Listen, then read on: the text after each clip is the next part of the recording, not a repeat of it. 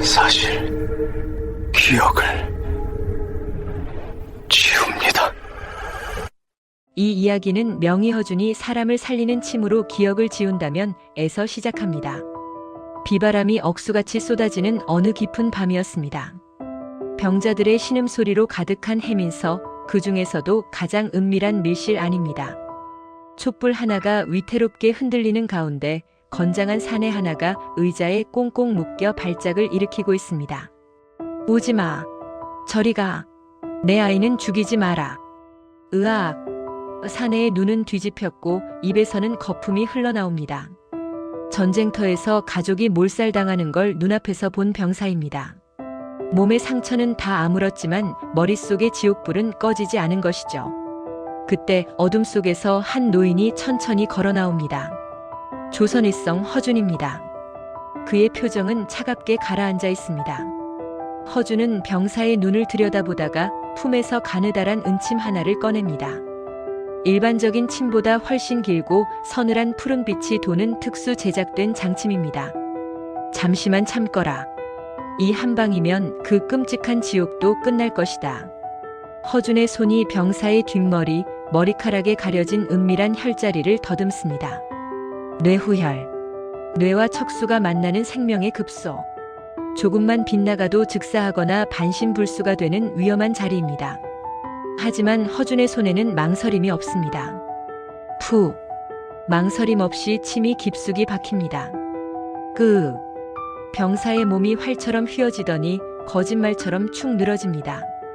방금 전까지 괴성을 지르던 입이 다물어지고 공포에 질려있던 눈동자가 텅 빈 듯 평온해집니다. 허준이 나직이 묻습니다. 자네 전쟁을 아는가? 병사가 멍한 표정으로 고개를 젓습니다. 전쟁이라니요? 저는 아무것도 모릅니다. 그저 깊은 잠을 잔 것 같습니다. 기억이 사라졌습니다.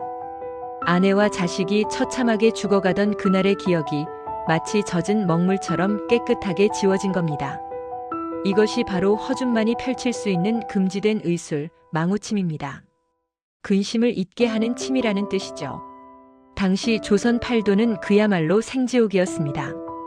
임진왜란이라는 참혹한 전쟁이 휩쓸고 간 자리에는 멀쩡한 사람이 없었습니다. 칼에 베인 상처는 꿰매면 붓고 부러진 뼈는 맞추면 됩니다. 하지만 눈앞에서 부모가 죽고 자식이 끌려가는 걸 본 사람들의 찢어진 마음은 약으로도 고칠 수 없었습니다. 밤마다 악몽에 시달리다 스스로 목숨을 끊는 백성들이 줄을 이었죠. 허준은 고민했습니다. 의원이란 무엇인가? 몸만 살려놓고 영혼이 죽어가게 둔다면 그것을 진정 살렸다고 할 수 있는가? 그 고뇌 끝에 그는 뇌를 자극해 고통스러운 기억만을 선택적으로 끊어내는 위험한 의술을 완성한 것입니다. 그는 낮에는 해민서에서 평범하게 병을 고쳤습니다. 하지만 해가 지면 비밀스러운 진료소를 열었습니다. 미쳐버린 어미, 겁탈당한 기억에 떠는 소녀, 사람을 너무 많이 죽여 죄책감에 시달리는 장수. 그들은 허준의 침 한 방에 고통을 잊고 새 삶을 얻었습니다. 비록 과거의 일부를 잃었지만 적어도 오늘을 살아갈 힘을 얻은 것이죠. 허준에게 이 침술은 의술이 아니라 자비였습니다. 하지만 비밀은 오래가지 못하는 법이죠. 특히 그것이 사람을 조종할 수 있는 힘이라면 더더욱 그렇습니다. 이 놀라운 능력을 눈치챈 자가 있었습니다. 조정의 실세이자 권력을 위해서라면 나라도 팔아먹을 야심가 김대감이었습니다. 어느 날 밤 김대감의 하인들이 허준을 은밀히 납치하다시피 데려갑니다. 화려한 기와집 사랑방. 김대감은 떨고 있는 허준 앞에 차 한 잔을 내밀며 섬뜩한 미소를 짓습니다. 허 의원, 내 자네의 그 신통방통한 재주를 익히 들었네. 사람의 머릿속을 지우개처럼 지운다지. 허준은 짐짓 모른 척 시치미를 뗍니다. 당치 않습니다, 대감. 소인은 그저 맥이나 짚는 늙은 의원일 뿐입니다. 이런 겸손이 지나치면 오만이라네. 김대감이 신호를 보내자 병풍 뒤에서 멍한 표정의 사내 하나가 걸어 나옵니다. 며칠 전 허준이 몰래 치료해줬던 그 병사입니다. 이놈이 아주 재미있는 소리를 하더군. 자고 일어났더니 전쟁통에 죽은 가족이 기억나지 않는다고 말이야. 이게 자네 솜씨가 아니라면 귀신의 고칼 노릇 아닌가? 허준의 등줄기에 식은땀이 흐릅니다. 들켰습니다. 아니, 이미 감시당하고 있었던 겁니다. 김대감이 허준에게 바짝 다가앉으며 눈을 번뜩입니다. 그의 입에서 나온 말은 허준이 상상조차 하지 못한 끔찍한 제안이었습니다. 허 의원, 기억을 지울 수 있다는 건 말이야. 반대로 생각하면 빈 공간이 생긴다는 뜻 아니겠나? 그게 무슨 말씀이십니까? 빈 종이에는 그림을 새로 그릴 수 있지. 기억을 지울 수 있다면 혹시 없는 기억을 심을 수도 있는가? 순간 방 안의 공기가 얼어붙는 것 같았습니다. 허준은 직감했습니다. 이자는 지금 병을 고치려는 게 아닙니다. 누군가의 머릿속을 조작해 자신의 꼭두각시로 만들려는 것입니다. 그것이 정적일 수도 아니면 더 높은 곳에 계신 임금님일 수도 있겠죠. 대감, 그것은 의술이 아니라 사술입니다. 천벌을 받을 짓입니다. 허준이 자리를 박차고 일어나려 했지만 이미 문 밖에는 칼을 든 사병들이 그림자처럼 서 있습니다. 김대감의 웃음소리가 낮게 깔립니다. 천벌이라. 글쎄, 내가 곧 하늘이 될 텐데 누가 벌을 내린단 말인가? 선택하게. 내 손을 잡고 부귀영화를 누릴지 아니면 여기서 쥐도 새도 모르게 사라질지. 사람을 살리기 위해 시작한 의술이 가장 위험한 권력의 무기가 되어버린 순간 벼랑 끝에 몰린 허준은 과연 어떤 선택을 하게 될까요? 그리고 김대감이 기억을 조작해 노리는 진짜 목표물은 누구일까요? 단순한 의학 드라마인 줄 알았던 이야기가 조선의 운명을 건 거대한 음모로 번지기 시작합니다. 허준의 침끝이 향할 다음 상대는 놀랍게도 여러분이 상상하는 그 사람일지도 모릅니다. 다음 장 조작된 충심 만들어진 역적에서 그 소름 돋는 진실이 밝혀집니다. 칼을 든 사병들에게 포위된 허준. 김대감의 서슬퍼런 협박 앞에서 허준은 흔들렸습니다. 단순히 자기 목숨 하나 때문이 아니었습니다. 김대감의 다음 한마디가 허준의 심장을 얼어붙게 만들었기 때문이죠. 만약 거절한다면 내가 그동안 해민서에서 요사스러운 사술로 백성들을 홀렸다고 고발할 걸세. 그리 되면 내 놈의 목은 물론이고 너에게 치료받았던 그 불쌍한 병자들까지 모조리 잡혀가 고문을 당하고 화형에 처해지겠지. 자, 어쩔 텐가? 이건 제안이 아니라 악마의 거래였습니다. 나를 믿고 몸을 맡겼던 환자들을 볼모로 잡다니. 허준의 주먹이 부들부들 떨립니다. 의원으로서의 양심과 스승으로서의 책임감 사이에서 그는 피눈물을 머금고 고개를 떨굽니다. 알겠습니다. 대감의 뜻대로 하겠나이다. 허준의 굴복을 받아낸 김대감은 만족스러운 듯 껄껄 웃으며 즉시 첫 번째 실험 대상을 데려오라 명합니다. 사랑방 문이 열리고 피투성이가 된 사내 하나가 질질 끌려 들어옵니다. 얼굴이 퉁퉁 붓고 온몸이 만신창이가 된 그는 사헌부의 대쪽 같은 감찰관 이명관이었습니다. 그는 며칠 전 김대감이 굴량미를 빼돌려 왜군에게 팔아넘기는 현장을 목격한 유일한 증인이었습니다. 김대감이 혀를 차며 말합니다. 이 독한 놈 보게. 주리를 틀고 인두로 짖어도 입을 열지 않아. 내 비리를 고발하겠다고 눈을 부라리는데 아주 골치 아파 죽겠네. 김대감이 허준에게 다가와 속삭입니다. 허 의원, 자네의 그 신통한 침으로 이놈을 좀 고쳐주게. 이놈 머릿속에 있는 도둑놈 김대감을 지우고 나라를 구한 영웅 김대감을 심어보란 말일세. 기억을 지우는 것을 넘어 거짓 기억을 심으라니. 그것은 뇌를 난도질하는 것과 다름없는 짓입니다. 허준은 의자 앞에 섭니다. 피떡이 된 채 숨을 헐떡이는 감찰관이 흐릿한 눈으로 허준을 올려다봅니다. 허 의원님, 살려주시오. 저 간신배에게 굴복하지 마시오. 그 애절한 눈빛을 보며 허준의 손이 미세하게 떨립니다. 하지만 뒤에서는 김대감이 팔짱을 낀 채 해민서의 병자들을 입에 올리며 압박합니다. 허준은 질끈 눈을 감았다 뜹니다. 미안하네. 자네 한 사람의 희생으로 수많은 목숨을 살릴 수 있다면 이 죄는 내가 다 짊어지고 지옥으로 가겠네. 허준이 침통을 엽니다. 이번에 꺼낸 침은 지난번보다 더 굵고 붉은 빛이 도는 특수침입니다. 기억을 지우는 망우침이 아니라 환각과 최면을 유도하는 미혼침입니다. 잠시 아주 긴 꿈을 꾸게 될 걸세. 허준의 손이 감찰관의 정수리, 백회혈과 귀 뒤의 예풍혈을 동시에 찌릅니다. 단순히 찌르는 게 아닙니다. 손끝으로 미세한 진동을 주어 뇌신경을 교란시키기 시작합니다. 으아. 감찰관의 몸이 뒤틀립니다. 뇌 속에서 기억의 회로가 엉키고 끊어지는 끔찍한 고통이 밀려옵니다. 허준은 식은땀을 흘리며 침을 돌립니다. 그리고 감찰관의 귀에 대고 낮고 굵은 목소리로 끊임없이 속삭입니다. 일종의 최면 암시입니다. 자네가 본 것은 굴량미 횡령이 아니다. 대감께서는 굶주린 백성을 위해 창고를 여신 것이다. 그분은 도둑이 아니다. 조선을 구한 영웅이다. 너는 그분을 존경한다. 목숨 바쳐 충성한다. 시간이 얼마나 흘렀을까요? 뒤틀리던 감찰관의 몸이 축 늘어집니다. 방 안에는 거친 숨소리만 가득합니다. 김대감이 침을 꼴깍 삼키며 묻습니다. 때 된 건가? 허준이 침을 뽑고 비틀거리며 물러섭니다. 그의 손은 피 한 방울 묻지 않았지만 마치 살인을 저지른 듯 덜덜 떨리고 있습니다. 잠시 후 고개를 푹 숙이고 있던 감찰관이 천천히 고개를 듭니다. 그의 눈동자, 분노와 도끼로 가득 찼던 그 눈빛이 사라졌습니다. 대신 갓 태어난 아이처럼 멍하고 순수한 눈빛만이 남았습니다. 감찰관의 시선이 김대감에게 꽂힙니다. 그 순간 김대감도 긴장해서 움찔합니다. 혹시 실패해서 달려들까봐 말이죠. 그런데 기막힌 일이 벌어집니다. 피투성이가 된 감찰관이 엉금엉금 기어서 김대감 발 아래로 가더니 넙죽 큰 절을 올리는 겁니다. 그리고 터져나온 한마디. 대감마님, 죽어 마땅한 소인을 용서해 주십시오. 소인이 미쳐서 대감마님의 그 크신 우국 충정을 몰라뵙고 감히 의심했습니다. 대감마님은 조선의 구세주이십니다. 성공입니다. 완벽한 세뇌.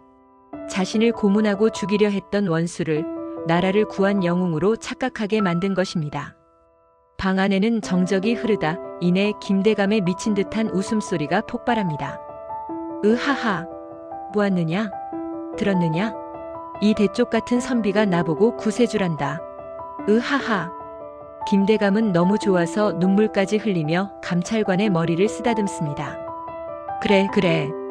이제야 내가 사람 보는 눈이 생겼구나. 내 너를 충직한 개로 써주마. 그 광경을 지켜보던 허준. 그는 속에서 치밀어 오르는 구역질을 참을 수가 없었습니다.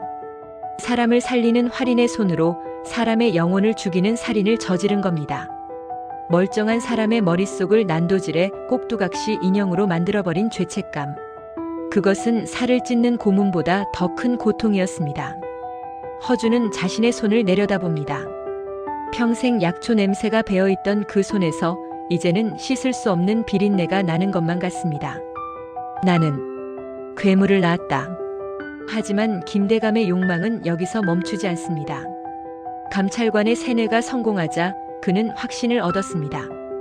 이 힘이라면 세상을 뒤집을 수 있다고 말이죠. 광기에 찬 눈으로 웃던 김대감이 구석에서 구역질을 하는 허준을 돌아봅니다. 그리고 서늘하게 웃으며 다음 목표를 지목합니다. 허 의원 괴로워할 것 없다. 이건 시작에 불과해. 몸을 좀 풀어두게. 다음 환자는 아주 높으신 분이니까.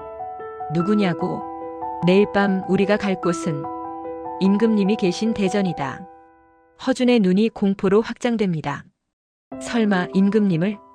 다음 환자는 아주 높으신 분이니까. 김대감의 그 섬뜩한 한마디가 허준의 귓가에서 떠나질 않습니다. 멀쩡한 사람을 침 한 방으로 충직한 개로 만드는 것을 목격한 김대감. 그의 탐욕은 이제 걷잡을 수 없이 커져버렸습니다. 조정의 관료 하나를 조종하는 것으로는 성이 차지 않았던 겁니다. 그는 이제 조선이라는 나라 전체를 집어삼키려 합니다.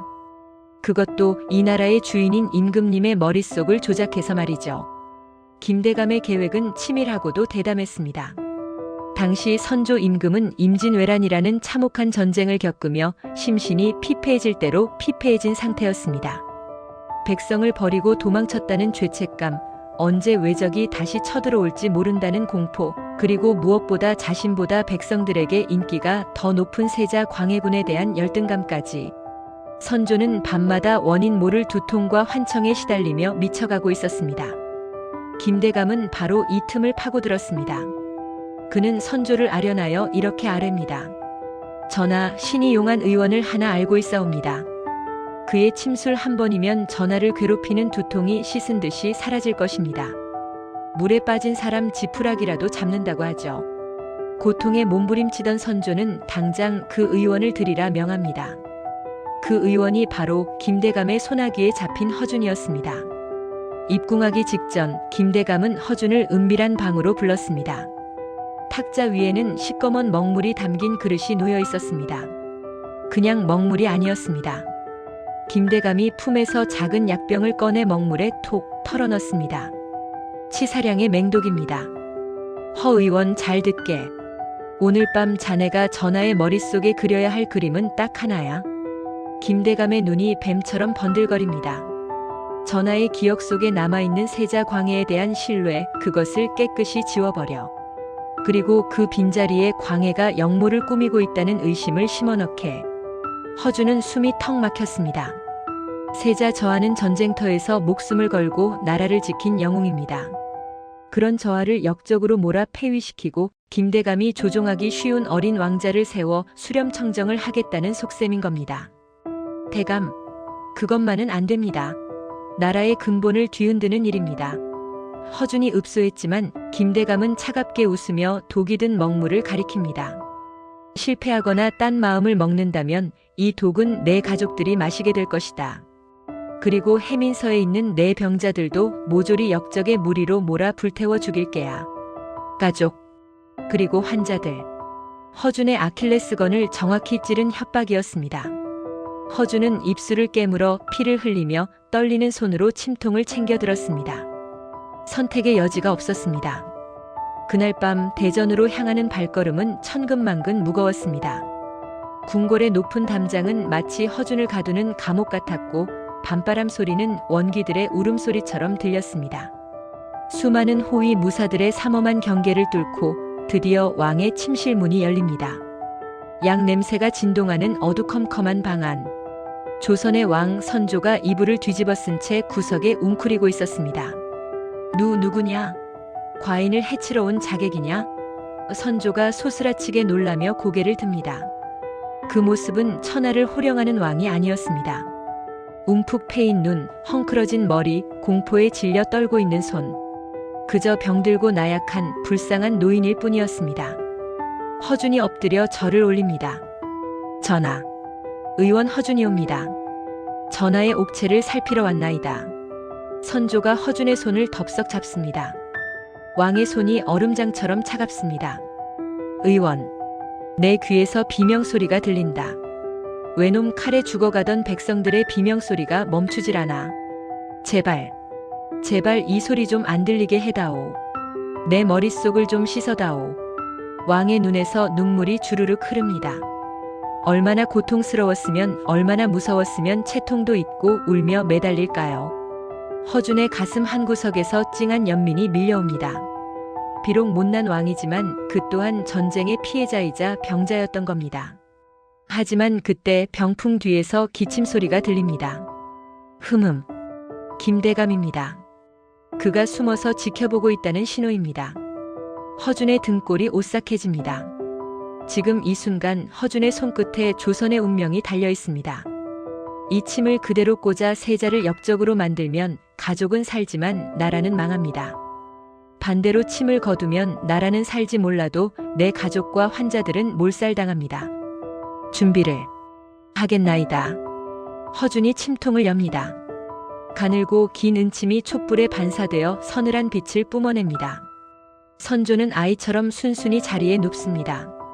자신의 머릿속이 난도질당할 것이라는 사실은 꿈에도 모른 채 그저 고통이 끝나기만을 기다리는 표정입니다. 허준의 손이 왕의 정수리 백회열을 향해 다가갑니다. 손끝이 미세하게 떨립니다. 병풍 뒤에서 김대감의 탐욕스러운 시선이 허준의 등을 뚫을 듯 꽂힙니다. 어서 찔러라. 어서 찌르고 역모의 씨앗을 심어라. 악마의 속삭임이 들리는 것 같습니다. 허준은 숨을 멈춥니다. 침끝이 왕의 피부에 닿기 직전입니다. 과연 허준은 이대로 악의 하수인이 되어 조선을 파국으로 몰아넣을까요? 아니면 목숨을 건 반전을 꾀할 수 있을까요?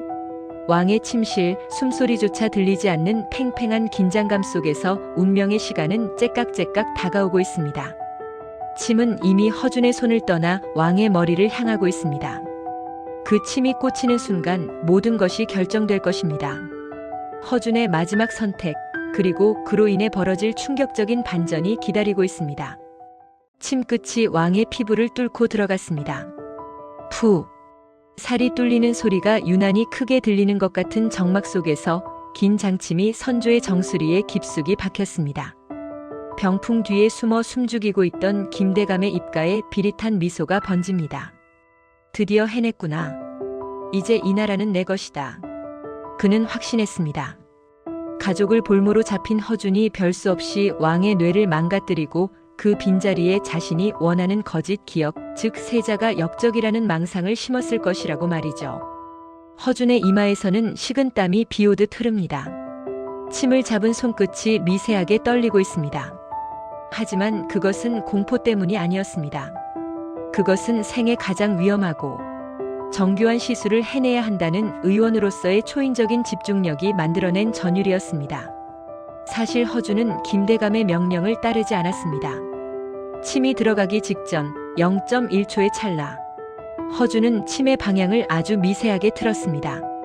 기억을 지우고 사람을 멍청하게 만드는 망우열이 아니었습니다. 뇌로 가는 혈류를 폭발적으로 증가시켜 흐려진 정신을 번개처럼 깨우는 금지된 혈자리 각성혈을 찌른 것입니다. 이것은 죽어가는 뇌세포를 강제로 깨우는 자칫하면 뇌가 타버릴 수도 있는 극약 처방이나 다름없는 위험한 도박이었습니다. 침을 맞은 선조의 입에서 억눌린 신음이 터져 나옵니다. 몸이 마치 고압 전류에 감전된 듯 부르르 떨립니다. 병풍 뒤에 김대감은 그저 시술이 잘 되고 있는 반응이라 생각하고 쾌재를 불렀겠죠. 하지만 지금 왕의 머릿속에서는 천지개벽이 일어나고 있었습니다. 전쟁의 공포, 아들에 대한 열등감, 그리고 간신들이 주입했던 거짓된 의심들. 그 자욱했던 안개가 걷히고 뇌혈관을 타고 뜨거운 피가 돌기 시작한 겁니다. 마치 꽉 막혔던 댐이 터지듯 무의식 깊은 곳에 억눌러왔던 진실의 기억들이 선조의 의식을 강타합니다. 잠시 후 떨림이 멈췄습니다. 허준이 천천히 침을 뽑아냅니다. 방 안에는 무거운 침묵만이 감돕니다. 저벅저벅. 김대감이 병풍 뒤에서 걸어 나옵니다. 발소리마저 오만하기 짝이 없습니다. 그는 멍하니 앉아있는 선조에게 다가가 짐짓 걱정스러운 척 연기를 시작합니다. 전하, 옥체는 좀 평안해지셨는지요? 이제 머릿속을 어지럽히던 그 역적놈의 생각은 사라지셨사옵니까? 여기서 말하는 역적놈이란 당연히 세자 광해군을 말하는 것이겠죠. 그런데 고개를 푹 숙이고 있던 선조가 천천히 고개를 듭니다. 그 순간 김대감은 뒷걸음질 칠 뻔했습니다. 눈입니다.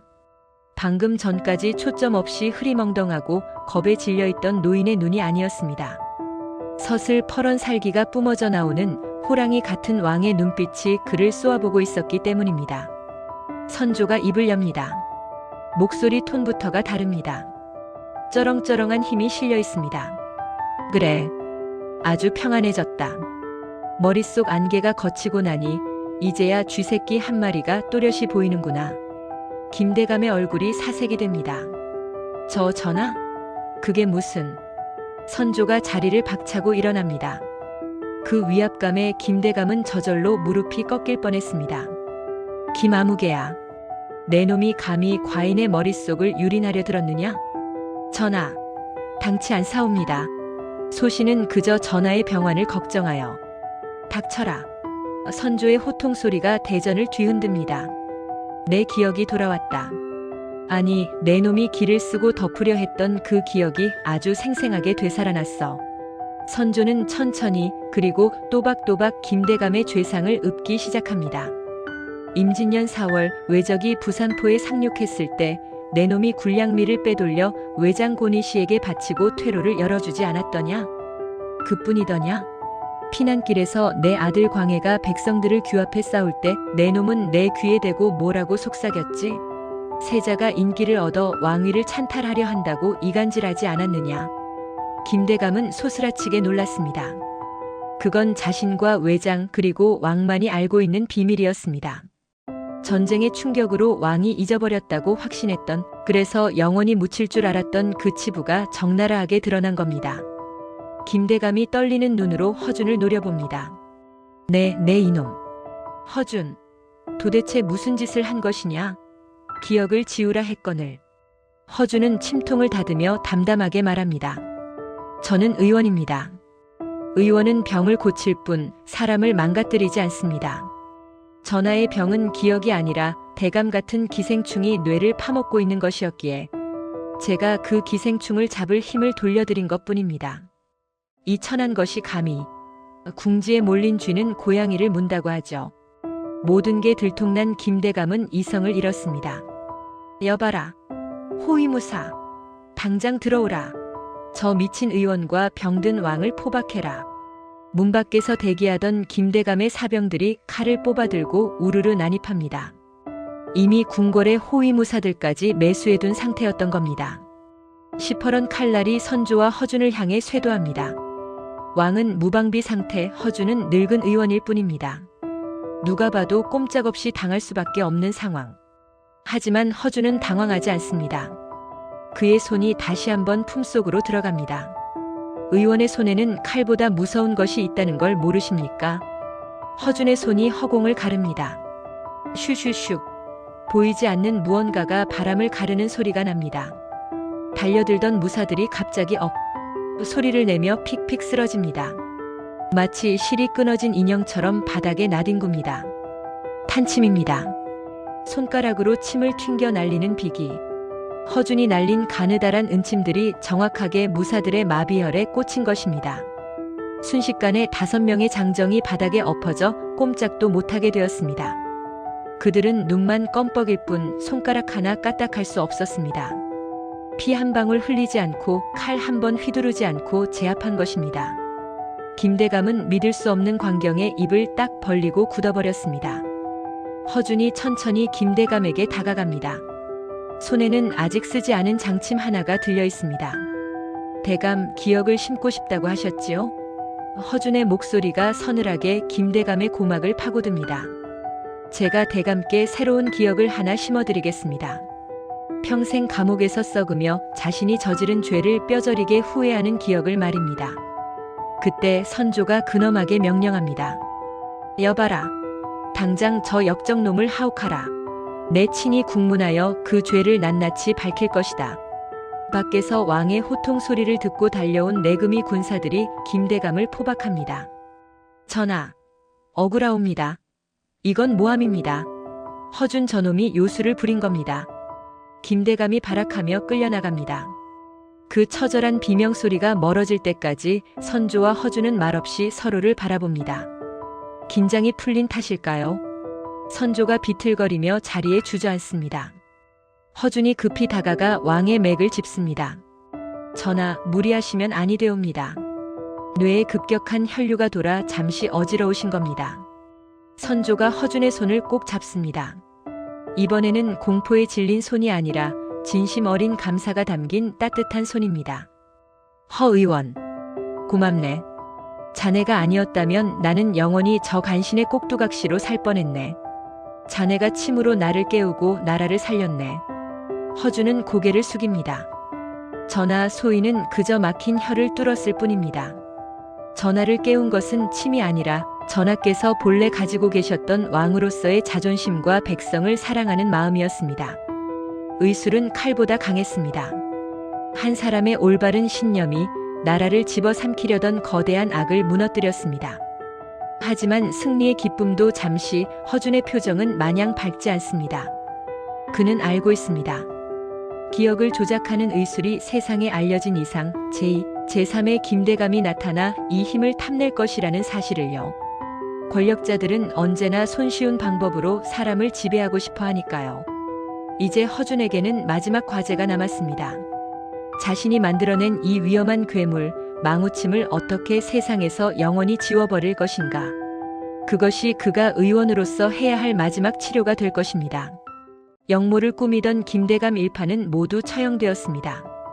조정은 피바람이 불었지만 왕의 총기는 돌아왔고 나라는 안정을 되찾는 듯 했습니다. 하지만 허준의 마음은 편치 않았습니다. 김대감이 사라진 자리에 또 다른 욕망이 싹트고 있었기 때문입니다. 바로 그 누구보다 믿었던 임금 선조였습니다. 농공 행상이 있던 날 선조는 허준을 따로 불렀습니다. 왕은 허준의 손을 잡으며 파격적인 제안을 합니다. 허 의원, 과인을 살린 공이 크다. 내 너에게 정일품 보국 숙록 대부의 벼슬을 내릴 것이다. 여기까지는 예상했던 바였습니다. 하지만 이어진 왕의 명령은 허준의 등골을 서늘하게 만들었습니다. 그리고 내가 썼던 그 신기한 침술 있지 않으냐? 기억을 조작한다는 그 비법 말이다. 그것을 책으로 정리해서 과인에게 바치라. 왕의 눈빛은 김대감의 그것과는 달랐지만 본질은 같았습니다. 힘에 대한 갈망. 신하들의 기억을 입맛대로 조작해 완벽한 왕권을 누리고 싶은 유혹에 왕조차 빠져버린 것입니다. 허준은 깨달았습니다. 이 기술이 세상에 남아있는 한 제2의 김대감, 제3의 독재자는 계속 나타날 것이다. 이것은 의술이 아니라 저주다. 그날 밤 허준은 집으로 돌아와 서재로 들어갔습니다. 책상 위에는 그가 평생을 바쳐 연구한 망우침의 비급과 연구 일지들이 쌓여 있었습니다. 백성들의 고통을 덜어주려 시작했던 연구가 이제는 권력자들의 가장 위험한 무기가 되어버렸습니다. 허준은 떨리는 손으로 책들을 하나씩 집어들었습니다. 종이 한 장 한 장에 수많은 환자들의 사연과 눈물이 배어 있었습니다. 아깝지 않다면 거짓말이겠지요. 자신의 평생 업적이니까요. 하지만 그는 아궁이에 불을 지폈습니다. 활활 타오르는 붉은 불길 속으로 비급들을 하나씩 던져넣기 시작했습니다. 화르륵. 종이가 타들어가며 검은재로 변해갑니다. 불꽃을 바라보며 허준은 눈물을 흘리며 되뇌었습니다. 고통스러운 기억도 결국은 삶의 일부다. 슬픔이 있어야 기쁨을 알고 아픔이 있어야 성숙할 수 있는 법. 그것을 인위적으로 지우는 것은 인간을 인간이 아니게 만드는 것이다. 그는 자신의 손으로 신의 영역을 침범했던 오만을 태워버렸습니다. 그렇게 세상에서 유일하게 기억을 조작할 수 있는 비법은 한 줌의 재가 되어 공중으로 흩어졌습니다. 다음 날 허준은 빈손으로 왕 앞에 나아갔습니다. 선조가 기대에 찬 눈빛으로 묻습니다. 그래, 그 비법서는 가져왔느냐? 허준은 바닥에 엎드려 거짓을 고합니다. 목숨을 건 그러나 세상 모든 일을 위한 숭고한 거짓말이었습니다. 전하 죽여주시옵소서. 그 의술은 천기를 거스르는 것이라 한번 크게 쓰고 나면 시술자의 뇌에도 무리가 옵니다. 소신은 지난밤 전하를 치료한 후 그 비법에 대한 기억을 모두 잃어버렸습니다. 선조의 표정이 일그러집니다. 그게 무슨 소리냐? 기억을 잃다니. 송구하옵니다. 머릿속이 하얀 백지장 같아 아무것도 떠오르지 않습니다. 다시는 그 침을 쓸 수가 없게 되었습니다. 왕은 허준을 추궁하고 달래보았지만 허준은 멍한 표정으로 일관했습니다. 결국 선조는 긴 한숨을 내쉬며 포기할 수밖에 없었습니다. 하늘이 허락하지 않은 힘이라 여기며 말이죠. 그렇게 세월이 흘렀습니다. 전쟁의 상처도 조금씩 아물어가고 허준도 백발이 성성한 노인이 되었습니다. 그는 유배지에서도 붓을 놓지 않고 후대를 위한 의학서 지필에 매달렸습니다. 우리가 아는 그 위대한 유산 동의보감입니다. 어느 늦은 오후 제자가 허준에게 묻습니다. 스승님, 책을 쓰시다 보면 몸의 병은 고치는 법이 많은데 마음의 병은 어찌 고쳐야 합니까? 잊고 싶은 기억 때문에 괴로워하는 환자들은 약이 없습니까? 허준은 잠시 붓을 멈추고 창밖을 바라봅니다. 먼 옛날 자신의 손끝에서 사라졌던 기억들과 태워버린 비급들이 스쳐 지나갑니다. 그는 옅은 미소를 지으며 종이에 한 문장을 적어 내려갑니다. 바라보고 인정하고 흘려보내라. 잊으려 애쓰지 마라. 억지로 지우려 하면 더 선명해지는 것이 마음의 병이다. 그저 아픔도 내 몸의 일부임을 인정하고 강물처럼 흘러가게 두어야 한다. 그것이 진정한 치유다. 제자는 스승의 깊은 뜻을 다 헤아리지 못했지만 허준의 표정은 그 어느 때보다 평온해 보였습니다. 그는 신의 손을 가졌지만 결국 인간의 존엄을 지키기 위해 그 손을 스스로 묶었습니다. 진정한 명의는 병을 없애는 기술자가 아니라 병과 함께 살아가는 법을 가르치는 스승이어야 했기 때문입니다. 허준이 남긴 침통은 굳게 닫혔지만 그가 남긴 마음의 처방전은 수백 년이 지난 지금도 우리에게 깊은 울림을 줍니다. 아픈 기억 때문에 힘들어하는 여러분, 지우려 하지 마세요. 그 상처가 아물어 흉터가 되겠지만 그 흉터야말로 당신이 치열하게 살아남았다는 훈장이니까요. 이것으로 기억을 조작하는 의원 허준의 비밀스러운 이야기를 마칩니다. 역사의 진실. 허준 1539만 1615은 조선 선조와 광해군 때의 어의로 14년의 집념 끝에 동의보감을 완성했습니다.